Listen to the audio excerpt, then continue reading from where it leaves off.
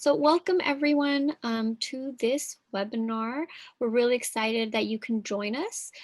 Our webinar today is on the transition interview, moving assessments from compliance to excellence. We have great presenters with us, Adriana Friedman and Margaret Parrot, who are going to be sharing the assessment process they go through, which is really great. I'm really excited for the information. I want to do a quick poll right before we get started to find out kind of where you all are from. If you can't access the poll for whatever reason, you can feel free to put it in the chat. So the first question is, do you work in Maryland or outside? What is your current role? You can select more than one: general education teacher, special education teacher, paraeducator, parent or family member, or other. Give you a little bit of time to fill that out. And as an FYI, if you do need a certificate of attendance, I will be putting the link in the chat for you to access that so we can send you a certificate of attendance. Okay. It looks like we do have some participants from outside of Maryland. So welcome to you all who are joining us from outside of Maryland. Our biggest population, it looks like right now, is paraeducator and other.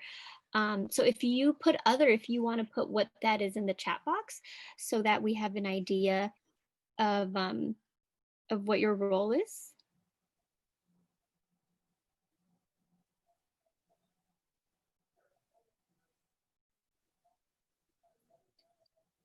SLP, educational specialist, TVI, and O&M grad student. Great. So we have students trying to learn more while they're here. Great.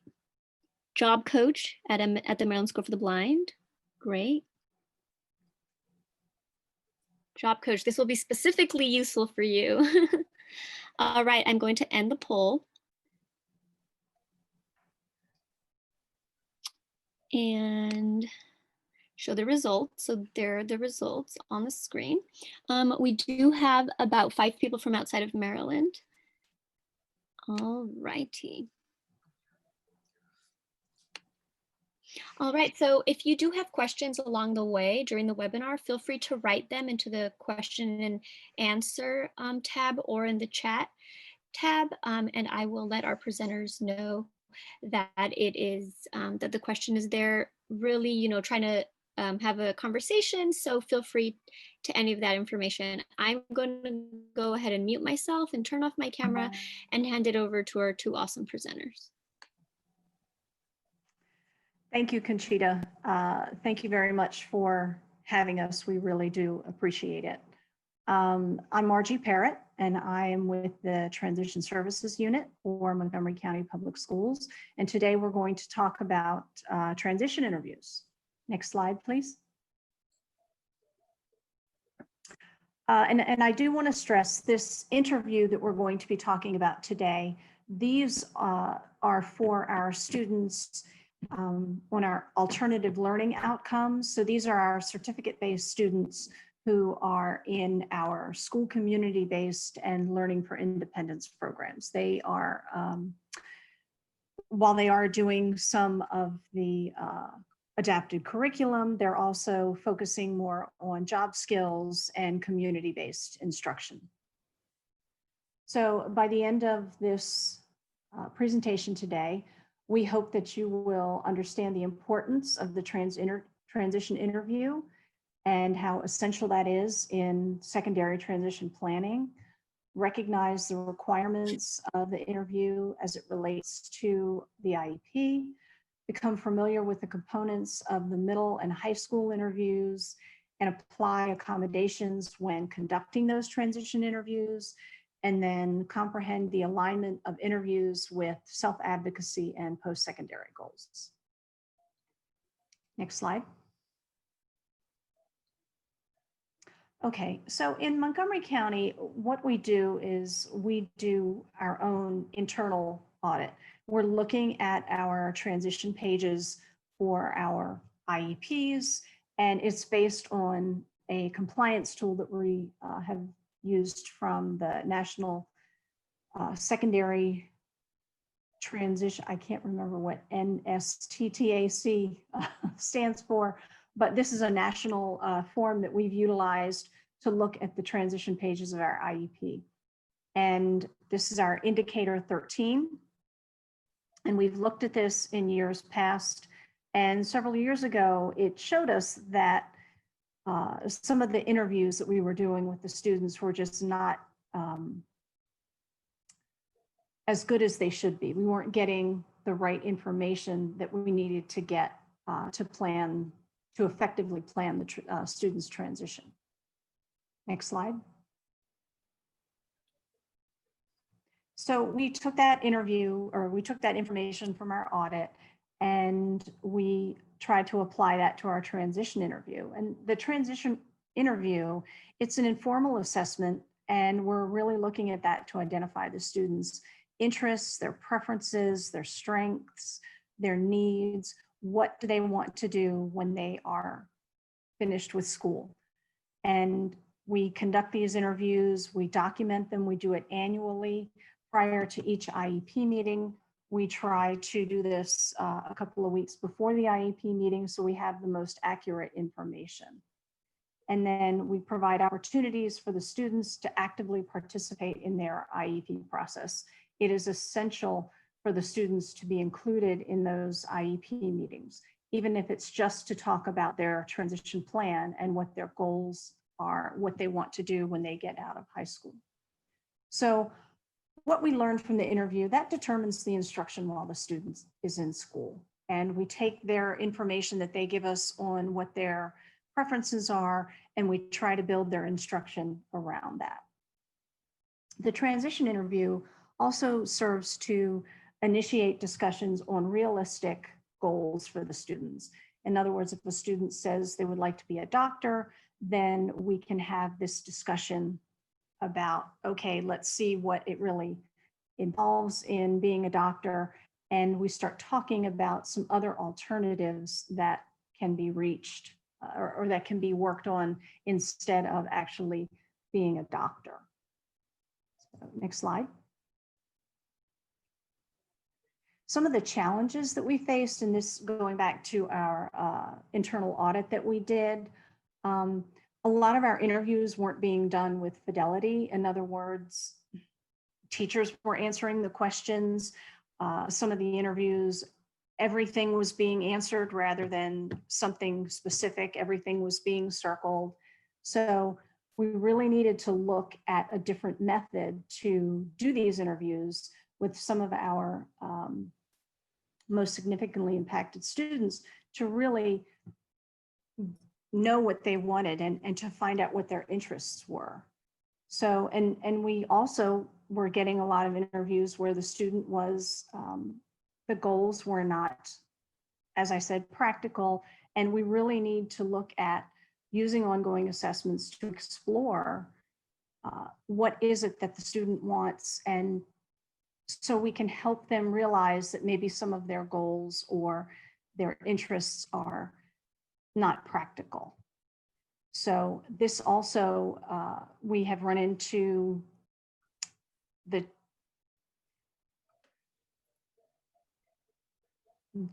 can't figure out how to say this, but some of the challenges also were really to help the students learn about the requirements that are needed for some of those goals, because we really do get a lot of students.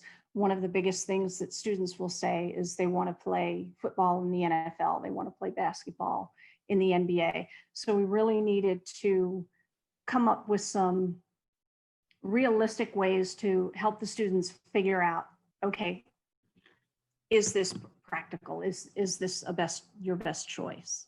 Next slide. So here's an example of some of the interviews that we've gotten.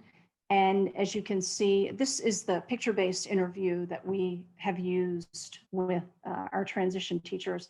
And you can see from some of these examples that we're not getting the information that we need. So it was very difficult for our transition teachers to use this information and come up with a realistic transition plan. Next slide. So on these, I'm just going to add a comment on these assessments, on these interviews. You'll notice that we would look at these results and we would say, this is not a paper and pen type of assessment, interview assessment. We have to do better. We have to reach our students and give them the opportunity to express and participate in the interview. So when we were receiving interviews like these are real interviews that we were receiving. We're like, we have to make teachers and paraeducators and students and families realize this is not paper and pen. We have to do more.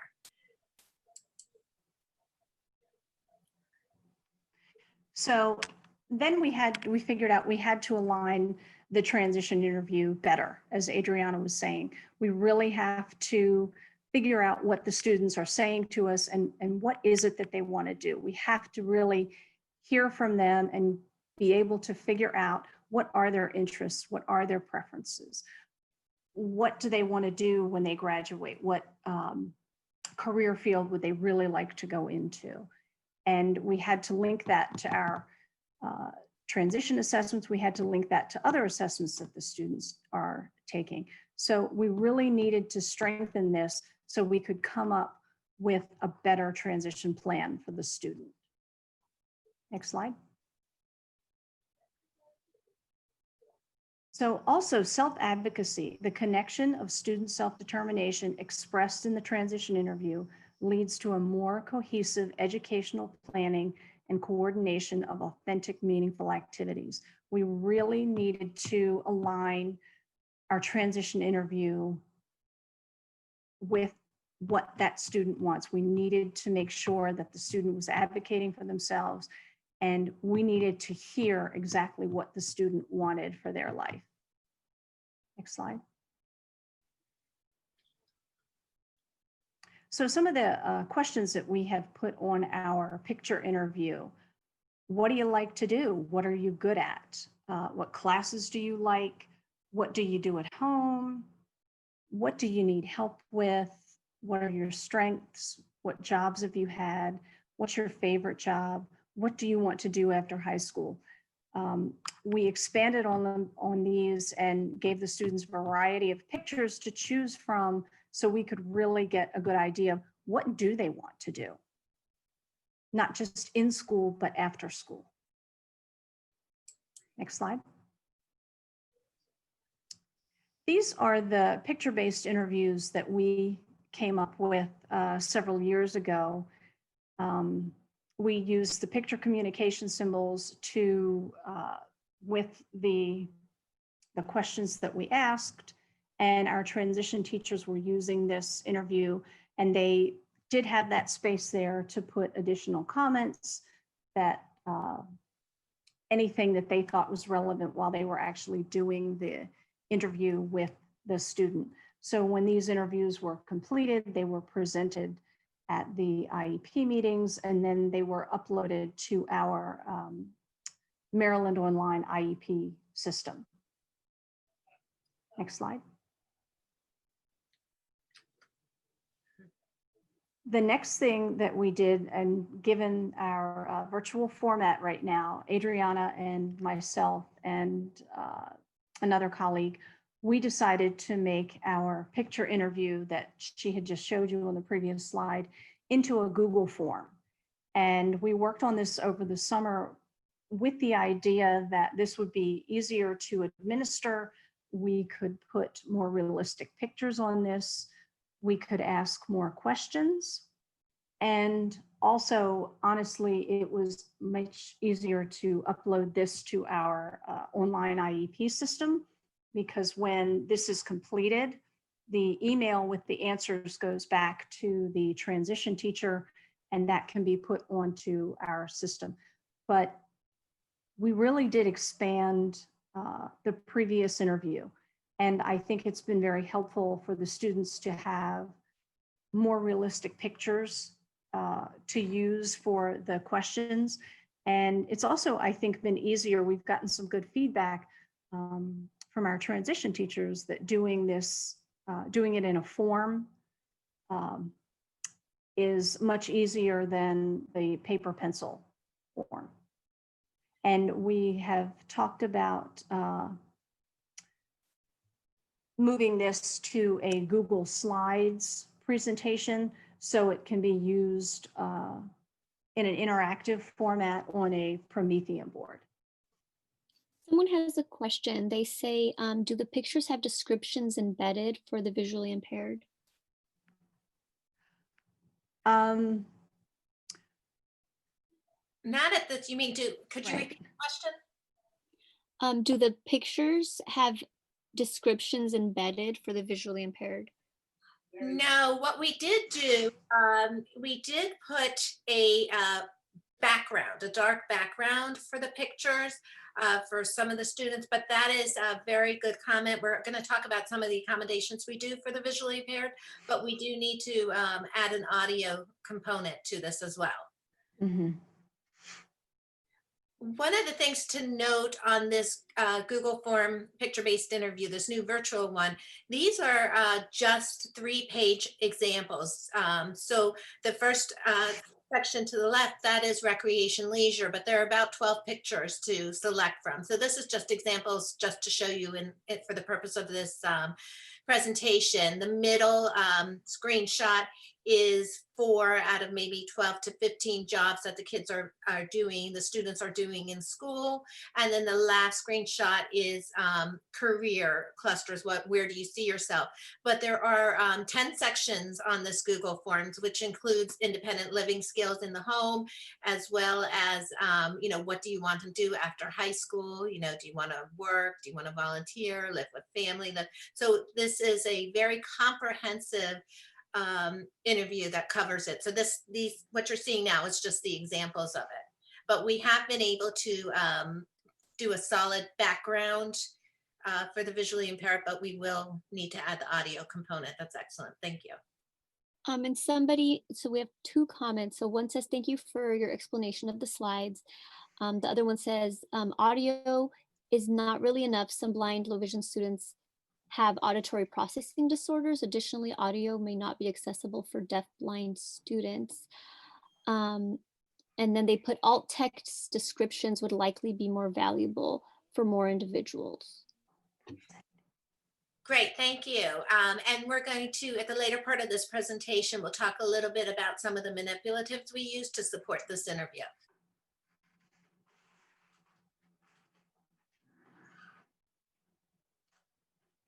Next slide. Oh.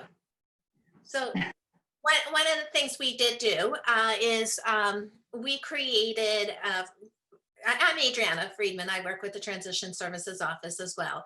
And so we created, Margie, Rory, Silver, and I created a vocabulary book. We felt the need for this to assist students with the comprehension of some of the PCS and the picture interview questions. And so we offered like a bank of pictures that provided examples of clarifying activities and things that aligned with the question. So we created this vocabulary book to support the interview. So this is, again, 3 pages out of, I think our vocabulary book might be about 30 pages. So what are some pictures that align in an office? Shredding, stapling, filing, some tasks that you do.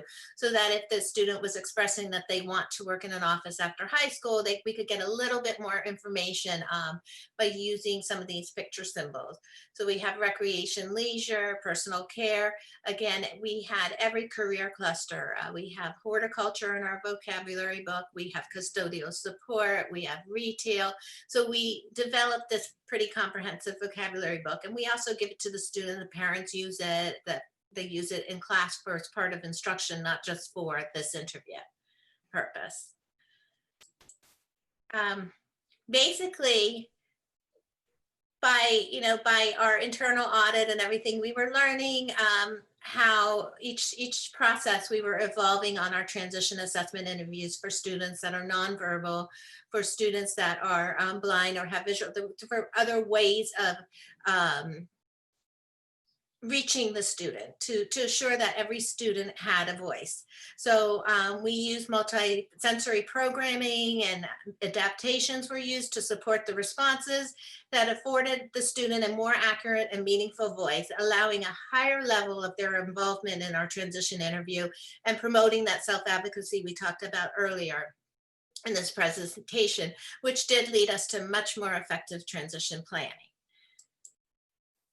So we're going to talk about the book in the box and how that came about. One of my schools is Longview School in Montgomery County Public Schools, and they were using book in the box. They were using manipulatives for short stories and, age appropriate reading books and everything, like Old Man and the Sea and so forth. And so I was thinking we need to have a book in the box that supports our transition interview. We need to have much more ways of presenting information to our student. So what the book in the box is it's a collection of tactile representations and real objects. It's also the items that we created for the book in the box carefully were selected as concrete representations to support each interview question on our transition interview and their response choices. So we use this book in the box for students that are blind, for students with intellectual disability, and students on the autism spectrum disorder. That is primarily our population that participate in this picture-based transition assessment, interview assessment. So the book in the box is concept, and I'm going to take you through the components of it. I want to give you the visual. Basically, it's two huge bins, and it's got Ziploc components. And so we're going to go through all the components of our book in the box. And this is really exciting to share with you today. So in our clerical component, we have all of these items plus more. So the book in the box is always building. So in order for duration, my folders and the envelopes are all laminated. So the file cabinet is actually an index card file cabinet. So the drawer is actually open, but it's this size, and I'm going to show you a video so you can get the visuals of the sizes and everything. But they are representations of the task, the shredding, the paper clips, the miniature stapler. I have a stamp. All of these things go in our clerical kit. When we're asking the student, do you like to work in an office? We would present them with a Ziploc, and they can put their hand in Ziploc and touch the shredded paper.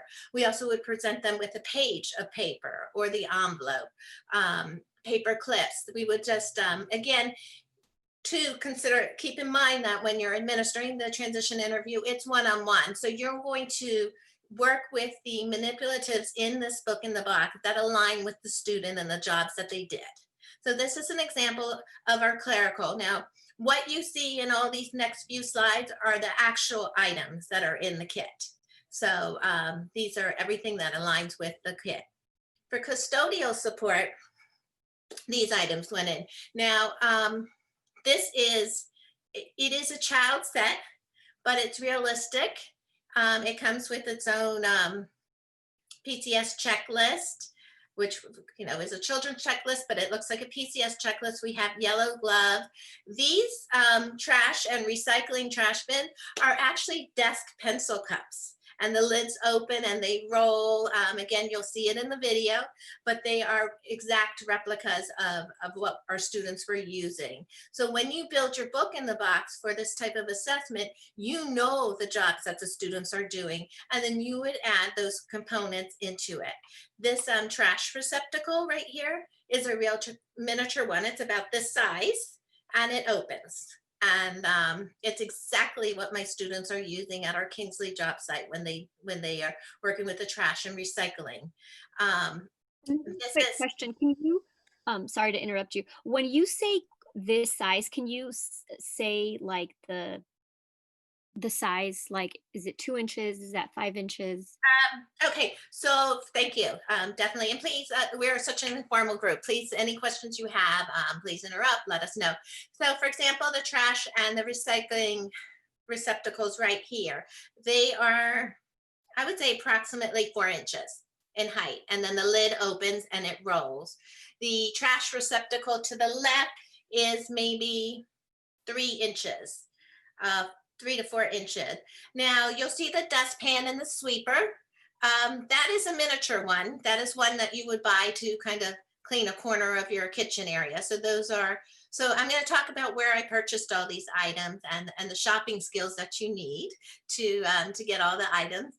But but most of these are all items that will fit in a large Ziploc per kit. So this is laundry. This is Melissa and Doug is a toy company that actually has very realistic items that you could use for the book in the box. This has a laundry basket. The laundry basket is about a foot, probably a foot long. And then the items of the bottles, the laundry detergent, you can actually use a real small bottle of Downy or something. You can empty it out and then use real items too. You'll see that the hanger that I use for the laundry jobs is actually a baby's hanger, but it's small and it's something that's tactile that you can touch. It represents the real jobs that they do at Marshall's and Target. You know, some of the students, when we go out to the job site, these are things that they do. Food services, sorting silverware. This silverware bin actually has 4 pieces to each compartment. We sort silverware in our school cafeteria. So this silverware bin is about maybe 18 inches long, maybe, you know, I don't know the exact measurements, but I'm just saying about a foot long. And you'll get a good, clear video representation of this food service one. So our students in our school, they have a cookie business in many of our schools. And so that is actually a plastic cookie. And so when we ask them, do they like the cookie business or do they like working in the popcorn? We also self-seasoned popcorn and flavored popcorn.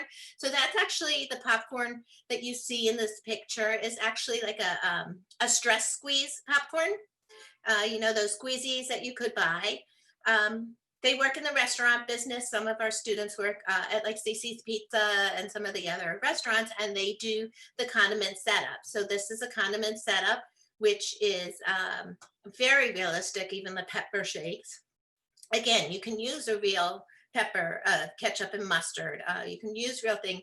The chef's hat is a child's hat, but it is a real chef's hat. And the whisker is a real whisker. This is for a bakery job that one of our students had. So when we built the book in the box, again, we aligned it with the real jobs that they're doing so that when we're asking, what is your preferred job? What is the job you'd like to do after high school? We're presenting them with objects of familiarity. The greenhouse, we worked at Banky's in PG County and Montgomery County until they both closed, unfortunately. But my students worked there. So we have a Ziploc with dirt so they can touch that. We have these artificial plants. We have this pail with, you know, gardening gloves and gardening tools, as well as a packet of seeds. And again, for durability, you could laminate that packet of seeds or laminate some of the other things, the visuals and the charts that I'm going to show you for durability, because we're using this for assessments one-on-one with students, and it's a kit. It's a 2-bin kit. And items are forever growing and being added to the book. When you ask a student, what do you need help with? So this is a personal hygiene. Now, you know, we have grown the kit box, so there are other items too. And again, like I said, you're going to think what's specific for that student, and you're going to present them with options and choices of what might identify in a line for that student. So this is a little wheelchair. It's actually a wrestling doll's chair, but it's not just a miniature like a dollhouse. It's actually about, yeah, and so it's about a half a foot, 6 inches. The toilet for toileting is a squeegee toilet that we found. I found on Amazon. Many of the things I found on Amazon, I'm going to talk a little bit about where. If you have a child that needs help with toileting that maybe wears a diaper, you can cut a fragment out of the diaper and include that in the kit of presentation. If they need help with medical and health, you would find a symbol that they're familiar with, an object. Here, or, you know, a picture schedule. This is actually a plastic one I found already pre-made on Amazon. So there you go with that durability on like hygiene and showering and so forth. A toothbrush, deodorant. And then noise canceling headphones. So you can put these all in your kit for that question on the interview. So again, everything is tactile. Again, we're not just only using the symbols, we're using, the tactile piece of it, but we're using picture communication symbols. We're using the vocabulary book. We're using multiple modes of instruction to access this, to allow the student a response that's appropriate to their individual questions that they're being asked. So transportation is one of the questions on, what do you need after high school? So, or during school, what do you need? How are you going to get around?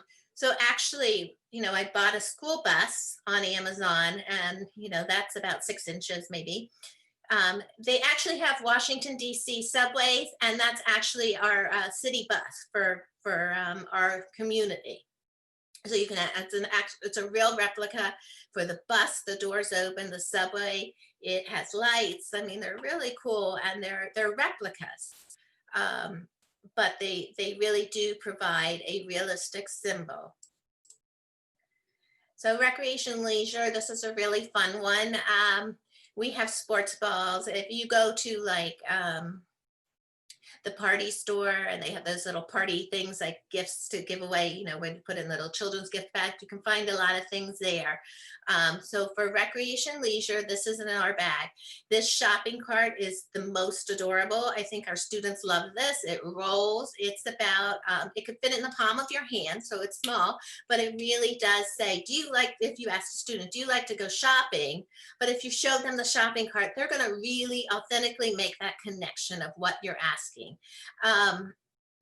So the bicycles that came from a party pack, we have a lot of students that ride the adapted bicycle with, if they need the accommodations for their trunk support, and they ride an adapted bike.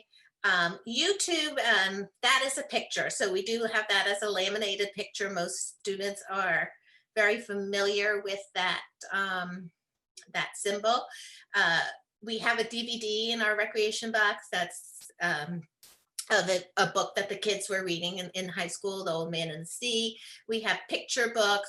We have a bowling pin and a bowling ball, because they do a lot of bowling as their recreation leisure in their CBI trip. We have all kinds of sensory items in a separate little Ziploc there, so they can choose what they want. Do they like to exercise? We have bells for music. We have puzzle pieces, start to think about the things that the kids do, or game pieces. They like to play games. You would put dice in there. We have all kinds of things to represent and offer students. When you ask them the question, what do you like to do? We have the objects. We have the picture communication symbols. We have so many ways to actually ask them and get an authentic response. So here's a couple pictures just to give you the visuals. To the left, we have a young boy, or one of our high school students, and he's presented with what job is your favorite? So the 4 options he's presented with on his desk is the cookies for the cookie business. They also do popcorn for the popcorn business. We shred documents for Social Security Administration. We have lots of shredding to do for them. And we also have a greenhouse at our school. So in this picture, he's touching the plant. It's hard to see, she's holding it for him, but he's touching the plant when he's presented with that question. In the middle picture, I observed this interview, and this is what made the real connection to me about how valuable this book in the box and vocabulary interview is for our student. So this student is being presented with what do you like? And he's being presented with a soccer ball, and his face and his eye contact and his expression when he saw that soccer ball was just, you knew right there that that is what he loves. And his teacher told me that soccer is literally a religion in their family. And so this meant something. So imagine if you just saw the soccer ball on a piece of paper. So this is really where he has a connection to touch, feel, look, and comprehend what is being asked for him. And then here we have another student who is looking at PCS of the swimming pool. Now, we also have a real object. We have the swim noodles, or we'll have a towel, depending on what symbol that student uses when we ask, do they like to go swimming? Two of our schools in Montgomery County actually have pools for our aquatics therapy. So we do have, we do use the actual tactile symbols when we question it, do you like swimming? So now you'll notice that there is a paper, because we do know that we have to upload the actual interview form on to MOIEP. So we do have them bingo mark their choices once they've made a choice, or in this new Google form that we're using, we are uploading that, and they can either do a checklist, or as Margie said earlier, we're looking at doing Google Slides and making it more interactive. But in the end result, there is a paper copy, as well as all the manipulatives and ways that we administer the interview. So I'm going to show the video of an example of one of our students who was participating at his school. Again, the objects and everything that he's presented to with the question of what is your favorite job are jobs that he has done in the classroom and in the community. He actually has a job in the community as well. So let's see if I can pull that up. It was the only one that didn't embed. No, it's not that. Okay. Can you see it? No, I'll use your PowerPoint, because I think the way you shared is you only shared your PowerPoint. Okay, Margie, are you able to pull up that video? Okay, I think you need to stop sharing your screen, and I could share it again and see if I can get it now. Okay. And if you do for share screen like desktop as opposed to PowerPoint, it'll show us whatever you have up. Okay. I'm gonna put it up on my desktop. Okay, that's not the one.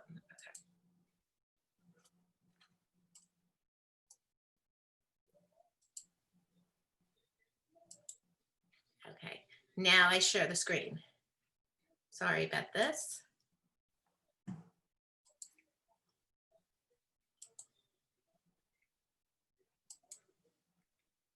Yep. Okay, do you see it now? Mm-hmm. Yes. Yep. Okay.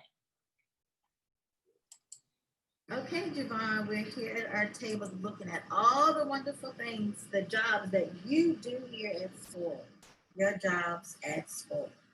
We do popcorn.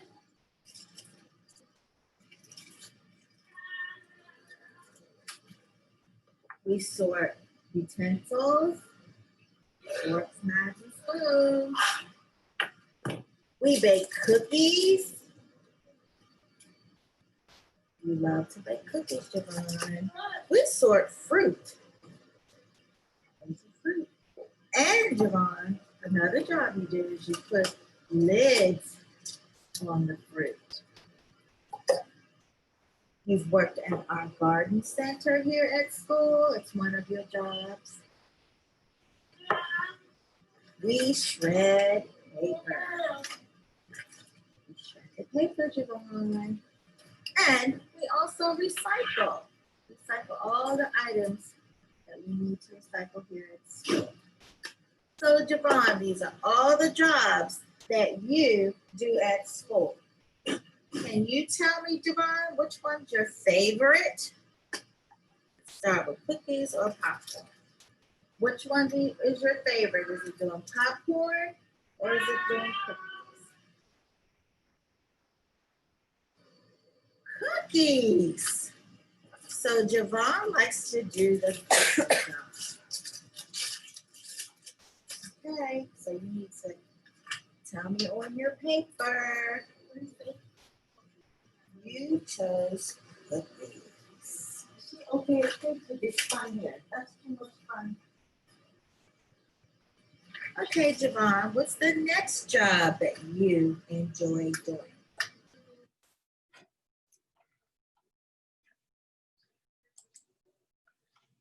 Okay, let's see if I can get the PowerPoint back up.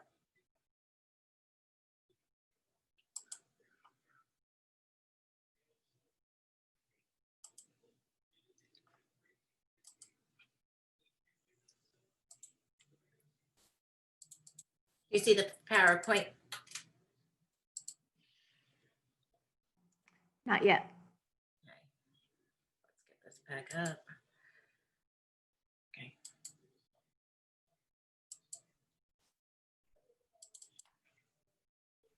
Yes.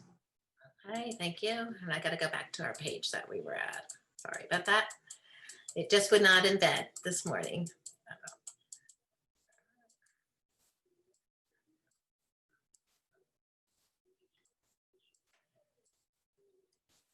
So you saw that in that video, you did see a good representation of what the materials look like. And so I really hope that that gives you a good idea. What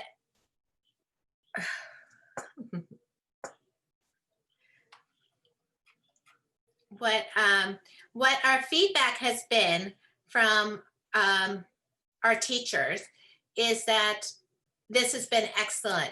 They have been using, I'm sorry about this. They have been using the transition interview over a series of lessons, one-on-one with the teacher, because it's not with the student. It's not like an immediate 1 hour deal. It does take a lot longer because you're really going in depth with the student. And so they also have the quality of our interview results and our interview summaries, even on the transition pages, has been outstanding. In fact, it's almost exhausting how much more we have to write.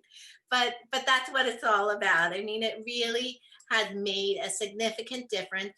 And our parents are connected more to the interview and to understanding the results of it and how we align that IEP and how we develop it based on the students' interests that they stressed in the interview, their preferences and their support needs, and how we're going to put that all together to plan for that post-secondary outcome. So teachers love this. And like I said, what I found is they've asked for the book in the box. Now we have several collections. We probably have about 10 in Montgomery County across different schools. They've asked to borrow it to use the materials during instruction, not just for the transition interview. So that's another exciting result about it. So I do want to acknowledge Simone Guinness, our supervisor of our transition services unit, as she initially, when I came to her with the request to create the first book in the box for our transition interview, we used some mini grants. The School to Work Innovative mini grants that Montgomery County Public Schools had for transition for school businesses and for work-based learning. And so we used the grants. So the initial, these book in the boxes, the two big bins, it does run about between $500 to $600 to get all of the items. And again, it's a work in process because you're always adding to items. So for example, I shared that, we grabbed a couple puzzle pieces from a puzzle that no longer was working, and we put that in a Ziploc. So we know that a student likes to do puzzles. So you can grab things from different areas. What we did for the last book in the box, and this was fantastic. It was so much fun, but the dollar stores are really a gold mine for things in this box, this book in the box kit, and putting it together. So we actually had the students, we developed a shopping list. We also had PCS for students. So we developed one master shopping list to go to the Dollar Tree. And the students had PCSs of exactly the different items that they were supposed to find. And so for this particular book in the box, we involved the students. We created a CBI trip, and we went to the dollar store, and you can find so many things on that, even the recycled pencil cups and everything, those can be in the dollar store. They're much more expensive on Amazon, but go to the dollar store website and you can start to look at like all these items as you build your box. So I showed you a really good representation of the actual items that are in there, but there's so many more things that we have now because we're evolving and we're just getting better at this, and teachers' ideas are so creative, and this is really the outcome for a successful transition interview assessment and planning has really made a difference when we used all the different multisensory and different components to provide that instruction. You'll see we have measuring spoons that you didn't see here, magnifying glass, scent packets for people. I have one student who just loves hand sanitizers before COVID, but loved hand sanitizers and all the scents. And, her big reward would be to go to Bath and Body Works and smell all the different scents. So for her book in the box, for her transition interview, that is one of the options that we are offering. Another student who just loves makeup and nail polish, so we had a little set. So the book in the box is really to be a whole collection of items, and then you can pull from and align it with the student when you're administering the transition interview. So these are, this was our Dollar Tree trip, and it was so much fun. And we had a couple $100s to spend. Again, you can get donations. You can try to go to your PTA or PSA, whatever your school calls it, mini grants. There are different ways to come up with some funding. But for a couple $100, we got almost an entire kit. We had enough that we needed at the dollar store. It was really great. And so also I wanted to mention, we got synthetic sand and shells. So then we were able to ask students, do you like to go to the beach? So there's so many different things that you can put together. Put a lot of creativity in this book in the box.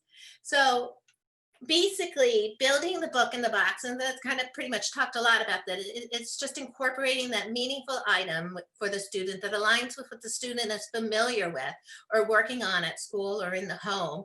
It's an ongoing, evolving process. So like I said, our teachers got excited about it. Our paraeducators got excited about it. It finally really made that connection for our students. Our students got excited about it. They love to do the hands-on materials for it. And a lot of students, even our students with, CVI, are already familiar with some of the tactile representations that they use for their favorite, because one of our questions is, what's your favorite class? So they're already, like I gave you the example of the swim noodle or the towel, they already know that that means the aquatics program. So we took it to the next level. We all know that, when we had to tell our teachers and our team, you have to invite the student to the IEP. It's their right, it's their meeting. And they would say, well, some of the responses are, they're really not going to get it. I don't see how they can sit through the meeting or what they're going to do.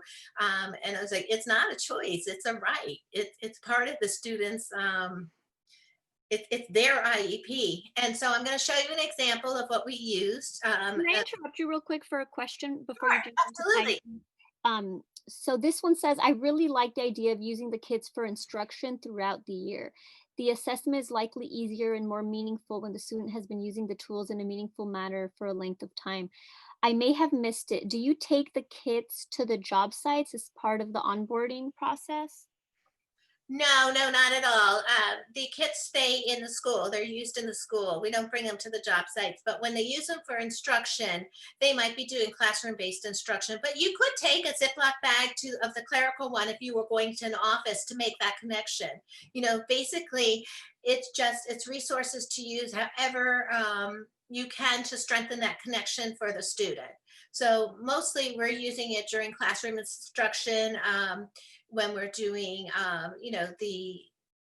the instruction in the classroom that's going to generalize to the community. And so, but you could use the materials however you want, because what we found is the teachers just loved them. They just loved to work with that, and they loved to use it in the assessments, and the students loved it. And it was no longer, like you saw, the quality of the interviews we were getting were paper and pen, like circling, the student pointed to the last picture of everything, or somebody scribbled, and they actually turned that in as an interview.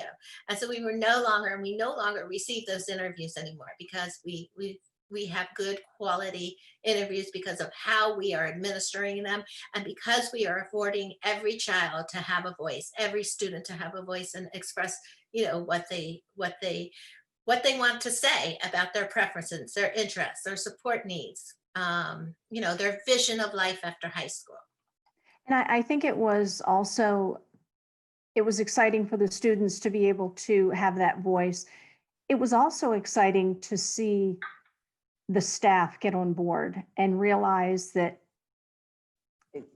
yes, while they're advocates for the students, it was really nice for the staff to see, yeah, this kid really does have a voice, and it's not just about circling every picture on a piece of paper.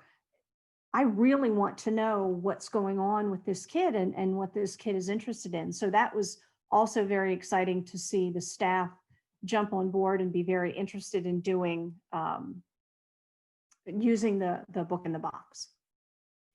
Absolutely, absolutely. And not only that, but it did move from compliance to excellence. It was like teachers were just being compliant to get the interview 5 days before the 5-day packet. But now it was like, Yes. it was well thought out. It was very planned. It's calculated. It's built into lessons. It's great. Yes, and the good thing is our indicator 13 data has improved in the area of the transition assessment. So that's always good. Absolutely. So now I'm going to take you into the IEP and how we have students talk about their transition at their IEP meeting. When you watch this video, and hopefully everything will work with technology, when you watch this video, I want you to focus on the parent's face. Focus on the parent's smile when she is actually hearing her child at her child's IEP tell her results of her transition interview. So focus on the face. This really moves me. So I hope that you feel the same. So I'm going to play the video.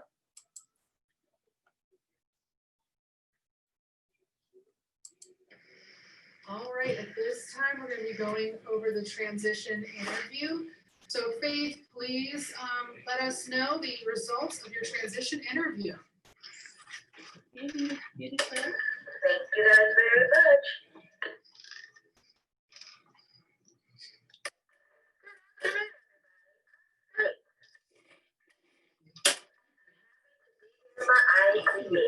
We are happy you are here, Faith. What do I like to do? What do you like to do, Faith? I like school, going out in the community, my family, and work. Thank you. What am I good at?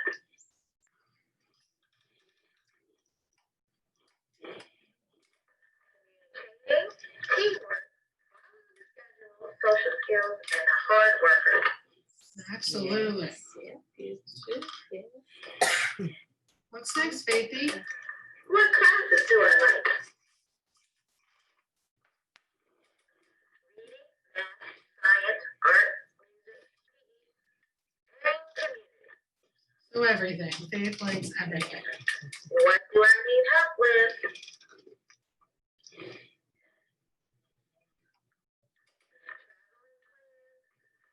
Directions sometimes, schoolwork, and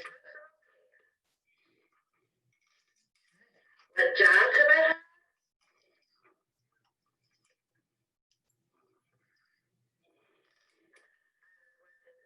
Store, services,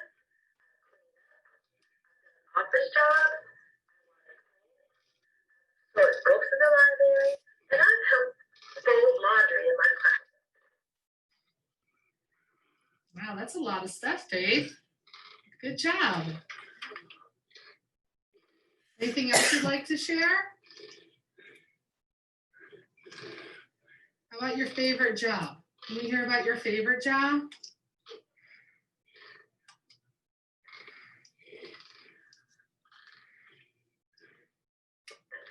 What do I want to do after high school?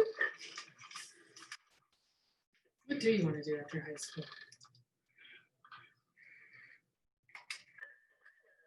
With my family. Oh, great job, Thank Faith. you guys very much. Good Thank afternoon, you, everybody. Faith. Very nice.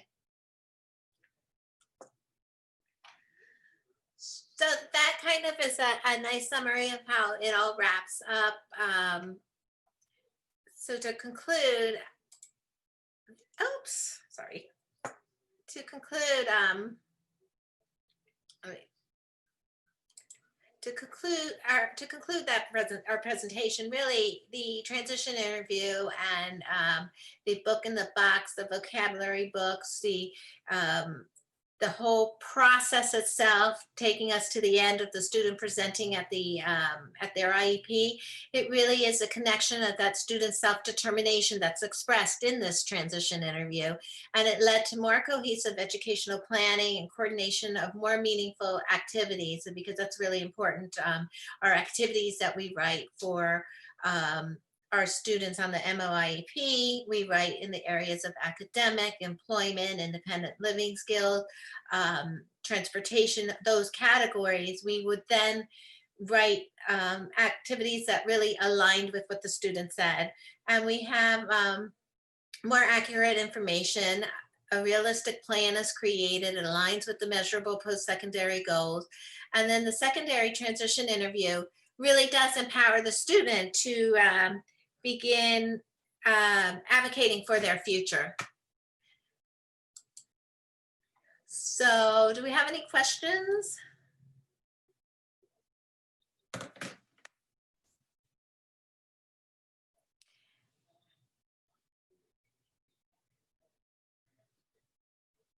There are none right now, but maybe we'll give people a little bit to be able to write down their questions.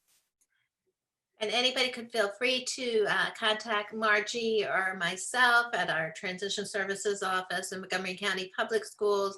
And we're happy to provide additional information about, where we purchased a lot of the items, any ideas on how you can raise the funds to create these books in the box, the size of the bins, anything that you might need to know. One of the things that I did want to say is that you have to really organize the bins very well. The Ziplocs have to be labeled with the contents in there and everything, because it does get used a lot, and that way it keeps everything better, everything really organized. So the kits are completely labeled, the contents, and as we add things on, we add a table of contents for each subject area. There is a question that says, did you find any other particular transition interviews helpful in coming up with yours? Well, we really worked on our initial one, the PCS one, and one of the reasons we changed to the virtual was because of our current situation. I mean, there are other picture-based inventories and things like that.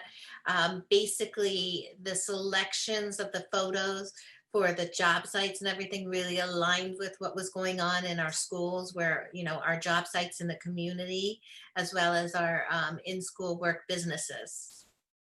We did look at some other picture interviews, but as Adriana said, we wanted to focus more on what we're doing in our schools. So I know when the transition teachers are doing assessments, some of them do more than one assessment, so they will use commercially based picture assessments in addition to our MCPS transition assessment.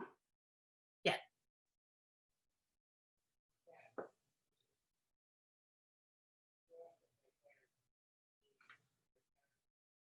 And one thing that you had mentioned prior, which I think was really important, is I think this assessment also helps schools evaluate their instruction in the sense of like, oh, we're not providing all of these opportunities.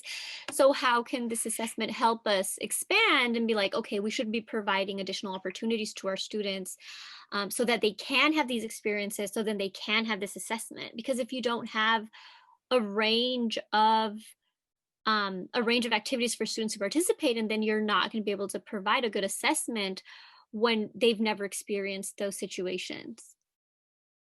Correct. Yes. Yes, it does give you ideas of different in-school jobs. Again, Montgomery County Public Schools is a very big county, and we do have a lot of in-school businesses. We do have a lot of in-school jobs, and those are really some of the things that we pulled from. because they do have a lot of opportunities for work-based learning experiences. And we're continuing to grow.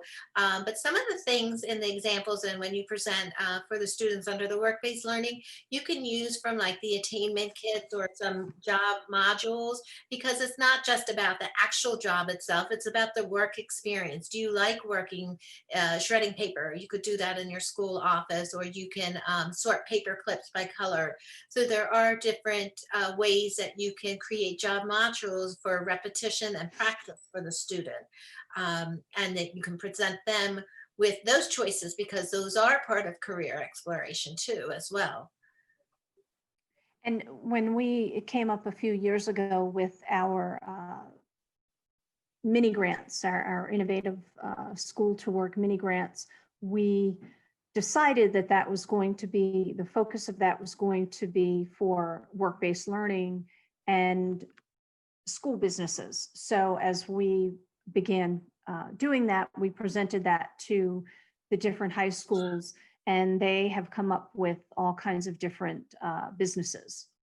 So it's amazing what the creativity that's out there and some of the in-school businesses that have been developed. We have another question. It says, how have you found students' abilities to conceptualize the models as being larger items in actuality? How are you pre-teaching the meaning of these items' meanings, because they are semi-concrete and semi-representational items? I think that that's a hard question to answer, because it's really going to depend on the student and their level of or ability to comprehend that. But we use it in conjunction with things like, for example, with the shredding paper, they can actually put their hand in paper and feel the shredded paper. So that's a real representation. So it's a combination of both. I think it's hard to answer that question, because I think it really depends on the student. Some students can do this interview without any object representations, and then others require it. So it's the varying levels of students that we provide this assessment to. But we have social skills stories on everything. So we may be able to read a social skills story on shredding. We have it specifically a social skills story on almost every task that we have in the school, in the classroom. So there's a number of different factors to get them to understand the question. Does that answer it?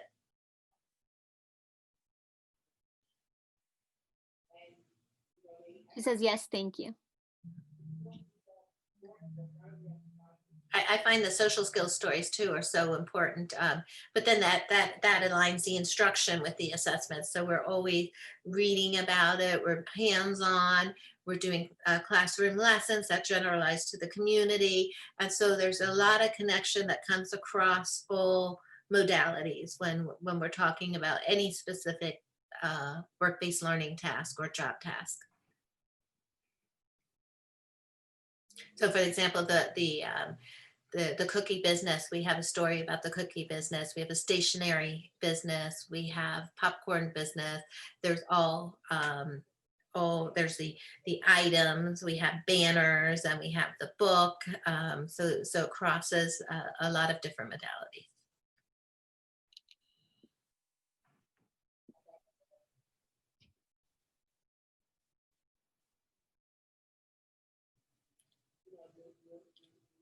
We still have time for questions. I want to really quickly launch our poll. And if you can't access the poll, feel free to write it into the chat. The first question is, on a scale of 1 to 5, 1 being excellent, 5 being poor, how would you rate the webinar? The second one is, did you learn information that you can apply to your practice today? So go ahead and share that. And I will share again in the chat box information if you would like a certificate of attendance.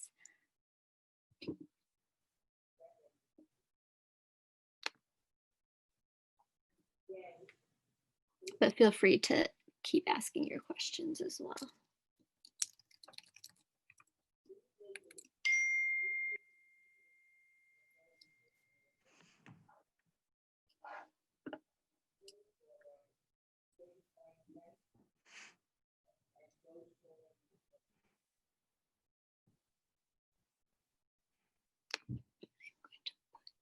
certificate of attendance into the chat.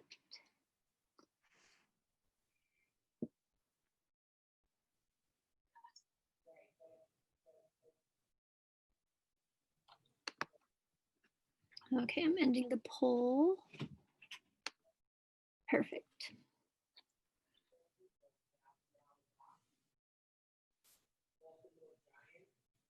Thank you both for sharing all this information. It's really useful and really exciting. I think so many times working with this population of students, people run into so many barriers and, how can we assess the student in a way that's meaningful when they may be nonverbal, and they may, a lot of these students are on the alternate, on the certificate and alternate testing. So how can we best work with them? So thank you. This is really, really helpful to kind of have ideas and around that. I do want to let you know that if there are specific materials related to blindness,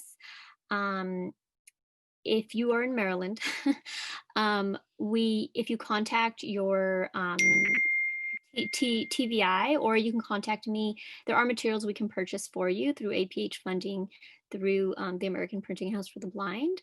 So that's another way where you can start to build your kits with some of those materials. That's excellent. Thank you for having us. We were so excited to share this really meaningful endeavor and journey that we've gone on. Thank you very much. All right, thank you so much. And thank you all so much. Oh, we have some people coming on. Oh, okay. Carlton shared some information about the Maryland Help Desk, which is anything related to transition. If you have any questions at all related to transition around blindness, we have now a dedicated help desk. And so Carlton is here learning about this, so she can share this information with people who call in. And they have a meeting coming up. So thank you so much, Carlton, for sharing that information with our group here. So the help desk is a great resource for transition information, reaching out to our panelists. You can reach out to myself. My email is conchita.hernandez@maryland.gov. And actually, when you receive the registration for this webinar, it'll give you email information as well. And so we have some comment. Thank you. All right. Well, thank you so much, everyone. Have a great rest of your day, and we will see you for our next webinars. Bye.